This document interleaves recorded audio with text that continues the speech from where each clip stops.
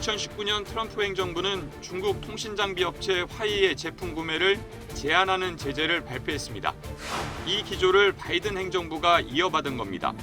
이에 중국도 보복 행동에 돌입했습니다. 미국 반도체 기업인 마이크론을 제재한다고 전격 발표한 겁니다. 그렇다면 왜 하필 마이크론일까? 미국이 먼저 시작했습니다. 2019년 트럼프 행정부는 중국 통신장비 업체 화이의 제품 구매를 제한하는 제재를 발표했습니다.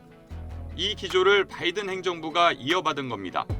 첨단 산업의 쌀로 불리는 반도체로 압박했다는 게 트럼프 때와 다른 점입니다. 바이든 행정부는 반도체 제조 장비와 기술의 중국 반입을 제한하면서 일본과 한국, 네덜란드의 제재 동참을 요구했는데 사실상 압력에 가까웠습니다. 이에 중국도 보복 행동에 돌입했습니다. 신호탄은 마이크론. 미국 반도체 기업인 마이크론을 제재한다고 전격 발표한 겁니다. 시기도 절묘했습니다. 미국이 주도하는 G7 정상회의가 끝난 직후 이뤄졌습니다. 그동안 말폭탄으로 경고만 해오다 치밀한 계산에 따라 이뤄진 것입니다. 제재 이유도 명확히 밝혔습니다. 중국 국가기관인 인터넷 안보심사 판공실은 마이크론 제품에는 심각한 네트워크 보안 문제가 존재해 중국의 핵심 정보 인프라 공급망에 중대한 안보 위험을 초래하고 국가 안보에 영향을 준다고 주장했습니다. 중국이 외국계 반도체 회사에 대해 사이버 안보 심사를 벌인 것은 마이크론이 처음입니다. 누가 봐도 미국을 겨냥한 게 분명합니다. 그렇다면 왜 하필 마이크론일까? 마이크론은 메모리 반도체 업체로 미국 반도체 기업 가운데 10.8%의 비중을 차지합니다. 퀄컴과 인텔, AMD보다 후순입니다. 이들은 대체 불가능한 시스템 반도체를 만드는 기업인데 중국은 이를 피해 마이크론을 이번 제재 대상에 올렸습니다. 여기서 핵심은 대체 가능한 반도체 기업이란 점.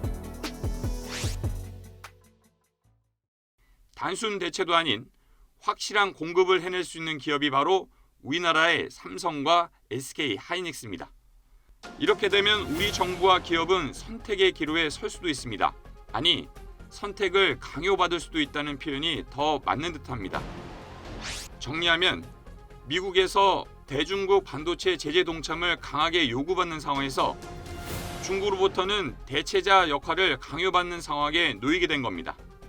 지난달 23일 영국 파이낸셜 타임즈는 미국 정부가 중국의 마이크론 제재가 이뤄질 경우 삼성과 SK 하이닉스가 대신 반도체를 팔지 않게 해달라고 한국에 요청했다고 전하기도 했습니다. 이에 중국 정부가 직접 나섰습니다. 마오닝 중국 외교부 대변인은 미국의 행위는 자신의 패권적 이익을 보호하기 위해 다른 나라의 대중국 수출을 제한하도록 협박하는 것이라고 목소리를 높였습니다. 그러면서 유관 국가 정부와 기업이 중국과 함께 다자무역 시스템, 글로벌 산업망 안정을 수호하기를 희망한다고 했습니다. 여기서 말한 유관 정부와 기업에 한국과 삼성, SK 하이닉스가 포함된 것으로 해석할 수 있습니다. 미국이 기침 한번 하면 한국은 감기에 걸린다는 우리로선 웃지 못할 이야기가 있습니다. 미국 경제의 절대적 영향력 때문입니다.